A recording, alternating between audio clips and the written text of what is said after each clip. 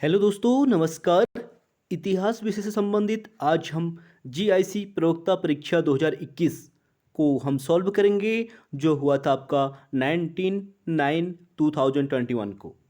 तो उससे पहले प्लीज़ आप लोग वीडियो को लाइक, शेयर और सब्सक्राइब जरूर कीजिए। तो चलिए स्टार्ट करते हैं। राजकीय इंटर कॉलेज प्रवक्ता परीक्षा 2021 से संबंधित पहला क्वेश्चन है हमारा।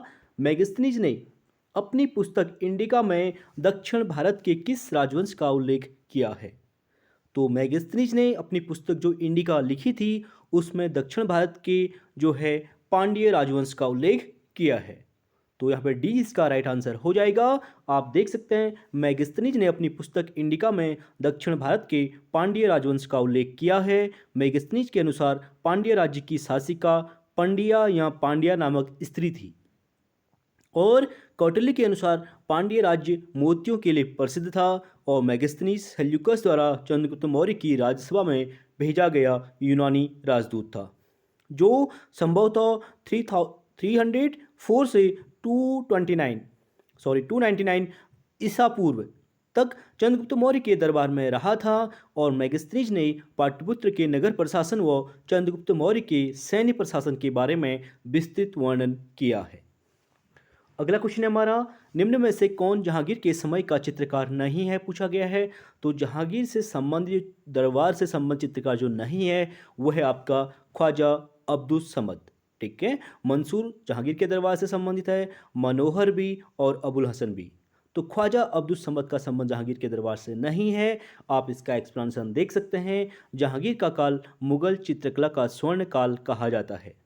और जहांगीर के काल के प्रमुख चित्रकार मंसूर, मनोहर, अबुल हसन, ठीक है, बिसनदास, फारूक बेग आदि प्रमुख थे। जबकि ख्वाजा अब्दुस समद जो है अकबर के काल का प्रमुख चित्रकार था, जिसे अकबर ने टकसाल का अधिकारी बनाया था।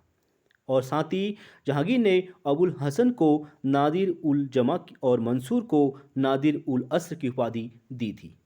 ये दोनों उपाधियां पूछी गई हैं एग्जाम में। और जहांगीर ने हेरात के अकारिजा के नेतृत्व में आगरा में एक चित्रशाला की स्थापना की थी। अगले क्वेश्चन की बात करेंगे, भक्ति आंदोलन के संदर्भ में निम्नलिखित कथनों पर विचार कीजिए। तो भक्ति आंदोलन से संबंधित स्टेटमेंट दिए गए हैं, तो इसको देख लेते हैं। पहला है, रामानंद का जन्म जो है इलाहाबाद में तथा वल्लभाचार्य का जन्म वाराणसी में हुआ था। बिल्कुल राइट स्टेटमेंट है। और दूसरा है, रामानंद के 12 प्रमुख शिष्य भिन्न भिन्न जाति व संप्रदाय के थे। ये भी दूसरा भी यहाँ पे राइट स्टेटमेंट हो जाएगा, यानी ए और बी दोनों यहाँ पे राइट हो जाएंगे। सी इसका राइट आंसर हो जाएगा। आप एक्सप्लेनेशन देख सकते हैं। भक्ति द्रविण उपजों यानी लायो रामानंद, इसका मतलब है प्रकट किए कबीर ने सेवन द्वीप और 9 खंड। यानी रामानंद का जन्म 1299 ईस्वी में इलाहाबाद के प्रयागराज में हुआ था तथा इनकी प्रारंभिक शिक्षा दीक्षा काशी में हुई। और वल्लभाचार्य का जन्म जो है 1479 ईस्वी में वाराणसी में हुआ था तथा वाराणसी में ही इन्होंने 1531 ईस्वी में इनकी मृत्यु हो गई थी।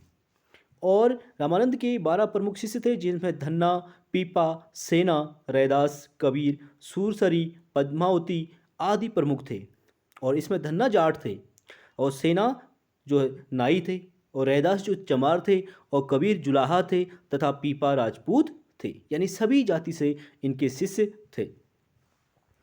अगले क्वेश्चन की बात करेंगे। अगला है हमारा, भारत में हेरोल्ड साप्ताहिक समाचार पत्र का प्रकाशन किस शहर से होता था? तो भारत में हेरोल्ड जो साप्ताहिक समाचार पत्र था, उसका प्रकाशन जो होता था वो होता था बम्बई से। बी इसका राइट आंसर हो जाएगा। मोस्ट इंपोर्टेंट क्वेश्चन है, आप इसका एक्सप्लेनेशन देख सकते हैं। भारत में हेरोल्ड समाचार पत्र का प्रकाशन बम्बई शहर से होता था, जिसे बॉम्बे हेरोल्ड के नाम से जानते थे, जिसका प्रकाशन 1789 में हुआ था। आगे चलकर जवाहरलाल नेहरू ने 9 सितंबर 1938 ईस्वी को दिल्ली और लखनऊ से अंग्रेजी में नेशनल हेरोल्ड नामक समाचार पत्र का प्रकाशन शुरू किया। और अल हिलाल नामक समाचार पत्र का प्रकाशन अबुल कलाम आज़ाद ने, हमदर्द का प्रकाशन मोहम्मद अली जिन्ना ने, और हिंदुस्तान टाइम्स का प्रकाशन के.एम. पन्नीकर ने किया था। तो यहाँ से आप क्वेश्चन पूछा गया है, देख सकते हैं। अल हिलाल का संबंध किससे हो जाएगा? अबुल कलाम आजाद। हमदर्द का मोहम्मद अली जिन्ना, और हिंदुस्तान टाइम्स का के.एम. पन्नीकर। अगले क्वेश्चन की बात करेंगे। पुलकेशिन द्वितीय के किस सामंत ने शब्दावतार नामक व्याकरण ग्रंथ की रचना की थी? Most important question. तो पुलकेशिन द्वितीय अपने आप में महान विभूति हैं। तो उनके सामंत शब्दावतार नामक जो व्याकरण ग्रंथ की रचना की थी, वो की थी गंगराज द्रविनीत ने। डी इसका राइट आंसर हो जाएगा। आप देख सकते हैं पुलकेशिन द्वितीय के सामंत गंगराज द्रविनीत ने शब्दावतार नामक व्याकरण ग्रंथ की रचना की थी। और पुलकेशिन द्वितीय बादामी के चालुक्य वंश का सबसे महत्वपूर्ण शासक था। और अभिकीर्ति का एहुल अभिलेख पुलकेशिन द्वितीय के जानकारी का सबसे महत्वपूर्ण स्रोत है। और पुलकेशिन द्वितीय के काल में ह्वेनसांग उसके राज्य में आया था। पुलकेशिन द्वितीय ने फारस आदि विदेशी देशों से महत्वपूर्ण संबंध जो है स्थापित किए थे। अगला है हमारा, वॉइस ऑफ इंडिया के संपादक कौन थे? तो वॉइस ऑफ इंडिया जो संपादक थे वो थे आपके बी.एम. मलाबरी। 20 का राइट आंसर हो जाएगा। आप देख सकते हैं वॉइस ऑफ इंडिया के संपादक बी.एम. मालाबारी थे। बी.एम. मालाबारी का जन्म 1853 ईस्वी में बड़ौदा में हुआ था। और 1885 में उन्होंने सेवा सदन की स्थापना की। और वी.एम. मालाबारी प्रसिद्ध जो है रुक्माबाई केस से भी जुड़े हुए थे। वॉइस ऑफ इंडिया का संपादन बी.एम. मालाबारी ने दादा भाई नौरोजी और विलियम वेडरवन के साथ 1883 ईस्वी में शुरू किया था। अगले क्वेश्चन की बात करेंगे, प्रारंभिक बौद्ध धर्म में स्त्रियों की स्थिति कुछ महत्वपूर्ण विशेषताओं के संदर्भ में निम्नलिखित कथनों में से कौन से सही हैं? तो प्रारंभिक बौद्ध धर्म से संबंधित स्त्रियों की स्थिति के बारे में बात कर रहा है, तो देख लेते हैं स्टेटमेंट दिए गए हैं। पहला है, स्त्रियों के लिए भी निर्वाण प्राप्ति संभव थी। और दूसरा है, भिक्षुणियों के लिए पृथक मठ का निर्माण। तो यहाँ पे दोनों स्टेटमेंट बिल्कुल राइट हो जाएंगे। नीचे देखिए कूट के माध्यम से सही उत्तर का चुनिए। तो दोनों स्टेटमेंट यहाँ पर राइट हैं। आप एक्सप्लेनेशन देख सकते हैं, यानी सी इसका राइट आंसर हो जाएगा। 6ठी शताब्दी ईसा पूर्व में उदित धर्मों में बौद्ध धर्म सबसे महत्वपूर्ण था। इस धर्म ने शूद्रों और स्त्रियों की अवस्था को सुधारने की महत्वपूर्ण भूमिका का निर्वाह किया। और 600 ईसा पूर्व आते आते जहां ब्राह्मण धर्म में स्त्रियों के अधिकांश अधिकारों को छीन लिया गया वो था, और वहीं बौद्ध धर्म ने स्त्रियों के लिए भी निर्वाण की व्यवस्था की थी। स्त्रियां भी संघ में शामिल हो सकती थी। बुद्ध ने भिक्षुणी को भिक्षुओं के अधीनस्थ रखा एवं इसके लिए 8 नियम प्रतिपादित किए थे। और भिक्षुओं के लिए पृथक मठ की स्थापना भी की गई थी। अगला क्वेश्चन है हमारा, सल्तनत काल में फवाजिल का अर्थ था। मोस्ट इंपोर्टेंट क्वेश्चन, पीसीएस में भी पूछा गया है और टीजीटी में भी। तो सल्तनत काल में जो फवाजिल का अर्थ है वो है आपका इक़्तिदारों द्वारा सरकारी खजाने में जमा की जाने वाली जो अतिरिक्त राशि होती है उसे ही फवाजिल कहा जाता है। यानी सी इसका राइट आंसर हो जाएगा। आप देख सकते हैं सल्तनत काल में फवाजिल का अर्थ इक़्तिदारों द्वारा सरकारी खजाने में जमा की जाने वाली अतिरिक्त राशि थी। और सल्तनत काल में प्रत्येक इक़्तिदार को कुछ भूभाग आवंटित किए जाते थे जिसे इक्ता कहा जाता था। और इस भूभाग में होने वाली आय से इक़्तिदार अपना वेतन और सेना पर होने वाले खर्च पर व्यय करता था। और इस खर्च के अतिरिक्त जो रकम शेष बचती थी उसे फवाजिल कहा जाता था। अगले क्वेश्चन की बात करेंगे, निम्नलिखित में से कौन कौशल नरेश प्रसेनजीत का मंत्री नहीं था? तो कौशल नरेश प्रसेनजीत के बारे में आपको पता है। तो उनसे संबंधित जो मंत्री उसका नहीं था वो है आपका बंधुल। ठीक है, श्री वृद्ध था, मृगधर था और दीर्घचारायण था, लेकिन बंधुल उनका मंत्री नहीं था। ए इसका राइट आंसर हो जाएगा। आप देख सकते हैं 6वीं शताब्दी ईसा पूर्व में 16 महाजनपदों का उदय हुआ था। और इन 16 महाजनपदों में से 4 महाजनपद मगध, अवंती, कौशल और वत्स सबसे महत्वपूर्ण माने जाते थे। और यहाँ से इनकी कैपिटल भी पूछी जाती है एग्जाम में। और कौशल महाजनपद का जो विस्तार नेपाल की तराई से लेकर आधुनिक अवध क्षेत्र तक था। और इस महाजनपद की राजधानी श्रावस्ती थी। और बुद्ध के समय यहाँ का राजा प्रसेनजीत था। और दीर्घचारायण, श्री वृद्ध हो गया, मृगधर आदि प्रसेनजीत के मंत्री थे। बंधुल प्रसेनजीत का मंत्री नहीं था। नेक्स्ट क्वेश्चन की बात करेंगे, किस फ्रांसीसी यात्री ने काशी को भारत का एथेंस कहा था? तो फ्रांसीसी यात्री कौन था जिसने भारत का एथेंस कहा था काशी को? वो था आपका बर्नियर। सी इसका राइट आंसर हो जाएगा। आप देख सकते हैं 18वीं शताब्दी में काशी यानी वाराणसी भारत में शिक्षा का महत्वपूर्ण केंद्र था। वैसे शिक्षा के क्षेत्र में काशी का महत्वपूर्ण स्थान 6वीं शताब्दी ईसा पूर्व से चला आ रहा था। उस काल में काशी संगीत शिक्षा का महत्वपूर्ण केंद्र था। और 18वीं शताब्दी का महत्वपूर्ण फ्रांसीसी यात्री वर्नियर ने इसी कारण से काशी को भारत का एथेंस कहा था। अगले क्वेश्चन की बात करेंगे, जौनपुर के सरकी वंश का अंतिम शासक कौन था? तो जौनपुर की जो सरकी वंश था उसका अंतिम शासक था आपका हुसैन शाह। ए इसका राइट आंसर हो जाएगा। आप देख सकते हैं जौनपुर की स्थापना तुगलक वंश के सुल्तान फिरोज शाह तुगलक ने किया था। आगे तुगलक वंश के सुल्तान नसीरुद्दीन महमूद ने अपने वजीर ख्वाजा जहां को मलिक उस सर्क की उपाधि प्रदान कर उसे पूर्व प्रदेश का शासक नियुक्त किया था और इसी ने स्वतंत्र सर्की वंश की स्थापना की थी। और इस वंश का सबसे महत्वपूर्ण शासक इब्राहिम शाह सर्की था और सर्की वंश का अंतिम शासक हुसैन शाह सर्की था, जिसे हराकर बहलोल लोदी ने जौनपुर को दिल्ली सल्तनत में मिला लिया था। अगला क्वेश्चन है हमारा, किस सूफी संत की कुछ पंक्तियां सिखों के आदि ग्रंथ में संकलित की गई हैं? तो 12th का राइट आंसर हो जाएगा आपका डी, वह है फरीदुद्दीन गंज ए सकर। डी इसका राइट आंसर हो जाएगा। आप इसका एक्सप्लेनेशन देख सकते हैं। शेख फरीउद्दीन गंज ए सकर, जिन्हें बाबा फरीद भी कहा जाता है। क्या कहा जाता है? बाबा फरीद। ये पूछा गया है, इंपोर्टेंट है।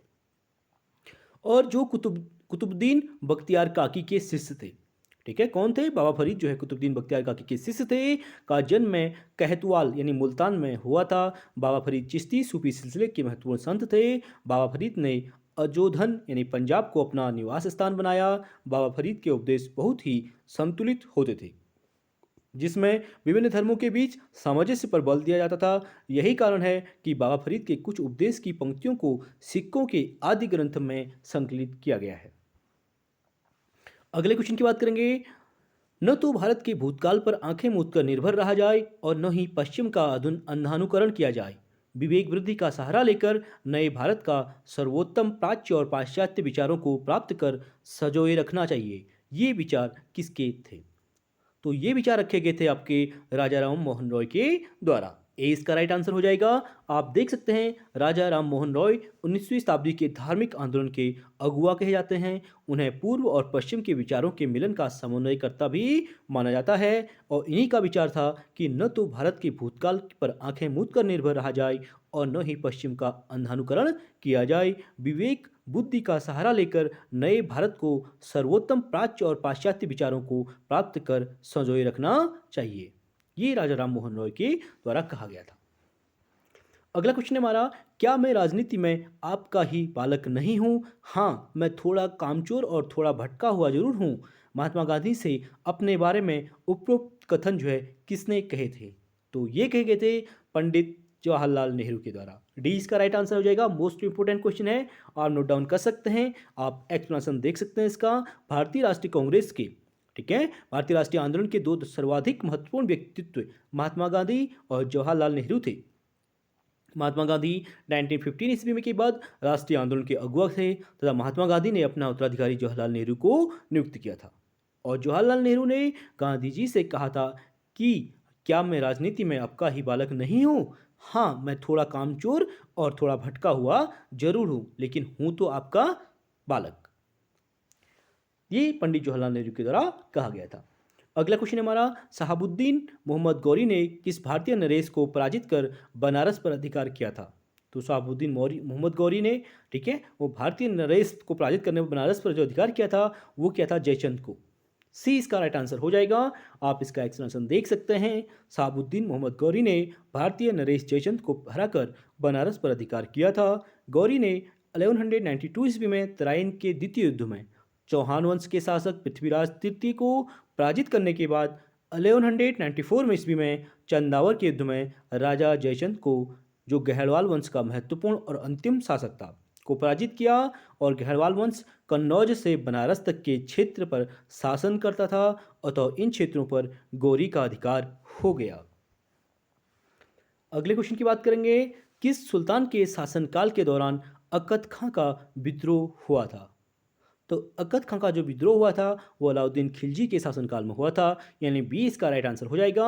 आप देख सकते हैं अलाउद्दीन खिलजी के समय अकद खां राज्य का वकीलदार ने विद्रोह किया और इसके अतिरिक्त अलाउद्दीन के समय नवीन मुसलमान, मलिक उमर और मंगू खां तथा हाजी मौला ने विद्रोह किया था। विद्रोह को समाप्त करने के लिए अलाउद्दीन खिलजी ने 4 अध्यादेश लागू किए थे, जिसमें अमीरों एवं सरदारों के आपसी विवाह संबंधों एवं अन्य समारोहों पर जो है प्रतिबंध लगा दिया था। अगला क्वेश्चन हमारा, कर्ण वंश के निम्नलिखित शासकों पर विचार कीजिए और उन्हें क्रम में व्यवस्थित करने की बात कर रहा है, तो इसे देख लेते हैं। सही उत्तर का चयन करना है आपको। तो इसका राइट आंसर हो जाएगा बी, यानी सबसे पहले आपका आएगा वासुदेव वंश, उसके बाद भूमिमित्र, उसके बाद आपका नारायण और अंत में आपका आ जाएगा सूर्य सरमन, सुशर्मन, सॉरी सुशर्मन नहीं, सुशर्मन। तो आप देख सकते हैं शुंग वंश के अंतिम शासक जो थे देवहूति की हत्या करके वसुदेव ने कर्ण वंश की स्थापना मगध क्षेत्र में की थी। और पुराणों के अनुसार कर्ण वंश के कुल 4 शासकों ने 45 वर्ष तक जो है 45 ईयर तक शासन किया। और इस वंश के 4 शासकों का क्रम की बात करें तो वसुदेव का 9 वर्ष शासन किया, भूमिमित्र ने 14 वर्ष, नारायण ने 12 वर्ष और सुशर्मा ने 10 वर्ष। और कर्ण वंश के अंतिम शासक सुशर्मा की हत्या कर सिमुक ने सातवाहन वंश की स्थापना की थी। और सातवाहन वंश इंपॉर्टेंट है, यहाँ से भी क्वेश्चन पूछा जाता है। तो डायरेक्ट पूछ लेता, सातवाहन वंश की स्थापना किसके द्वारा की गई थी, तो कौन हो जाएगा, सिमुक। अगले क्वेश्चन की बात करेंगे। अमीर खुसरो के अनुसार किस अरब ज्योतिषी ने 10 वर्षों तक वाराणसी में रहकर ज्योतिष विद्या का अध्ययन किया था, तो इसका राइट आंसर हो जाएगा आपका अबू मासर के द्वारा, यानी ए इसका राइट आंसर हो जाएगा। आप एक्सप्लेनेशन देख सकते हैं। अमीर खुसरो के अनुसार अरब ज्योतिषी अबू मासर ने 10 वर्ष तक वाराणसी में रहकर ज्योतिष विद्या का अध्ययन किया था। वाराणसी बुद्ध काल से ही शिक्षा का एक महत्वपूर्ण केंद्र था और बुद्ध काल में यहाँ संगीत की शिक्षा दी जाती थी। आगे चलकर वाराणसी ज्योतिष शिक्षा का भी महत्वपूर्ण केंद्र बना और 18वीं शताब्दी तक फ्रांसीसी यात्री बर्नियर वाराणसी यानी काशी को भारत का एथेंस कहता है। अगला क्वेश्चन है हमारा, महाबोधि वंश के अनुसार निम्नलिखित में से कौन कालाशोक का पुत्र नहीं था, तो कालाशोक का पुत्र कौन नहीं था, वो है आपका डी उग्रसेन। आप देख सकते हैं महाबोधि वंश के अनुसार कालाशोक के 10 पुत्र थे, जो इस प्रकार है भद्रसेन, कोरंडवर्ण, मंगुर, सर्वज, जलिक, उभाग, संजय, कौरव्य, नंदीवर्धन और पंचामक। इन्होंने सम्मिलित रूप से 22 वर्षों तक शासन किया और नंदीवर्धन यानी महानंदन शिशुनाग वंश का अंतिम शासक था। आगे मगध क्षेत्र में नंद वंश की स्थापना हुई, जिसका संस्थापक कौन था, महापद्म नंद था। और महाबोधि वंश में इसका नाम उग्रसेन प्राप्त होता है। किसका, महापद्म नंद का ही उग्रसेन बताया गया है। तो अगले क्वेश्चन की बात करेंगे। निम्नलिखित में से कौन एक 1918 में उत्तर प्रदेश में किसान सभा की स्थापना से संबंधित नहीं था, तो 1918 में उत्तर प्रदेश में किसान सभा से संबंधित जो नहीं था वो था आपका ब्रज किशोर। ठीक है, सी इसका राइट आंसर हो जाएगा। गौरी शंकर मिश्र किसान सभा से संबंधित हैं, इंद्र नारायण द्विवेदी भी हैं और मदन मोहन मालवीय भी किसान सभा से संबंधित हैं। आप इसका एक्सप्लेनेशन देख सकते हैं। अवध में होम रूल लीग के कार्यकर्ता काफ़ी सक्रिय थे। इन्होंने किसानों को संगठित करना शुरू किया। इन्होंने इस संगठन को किसान सभा का नाम दिया था। आगे चलकर गौरी शंकर मिश्र हो गए, इंद्र नारायण द्विवेदी और मदन मोहन मालवीय के प्रयासों से फरवरी 1918 ईस्वी में उत्तर प्रदेश किसान सभा का गठन हुआ। और उत्तर प्रदेश किसान सभा के गठन में ब्रज किशोर का कोई योगदान नहीं है। बाकी तीनों गौरी शंकर मिश्र, इंद्र नारायण द्विवेदी और मदन मोहन मालवीय किसान सभा से संबंधित हैं 1918 से। तो चलिए फ्रेंड्स, आज के लिए इतना ही। आई होप वीडियो पसंद आई होगी। प्लीज़ वीडियो को लाइक शेयर सब्सक्राइब जरूर करें और बाकी हम नेक्स्ट क्लास में करेंगे। Thank you so much.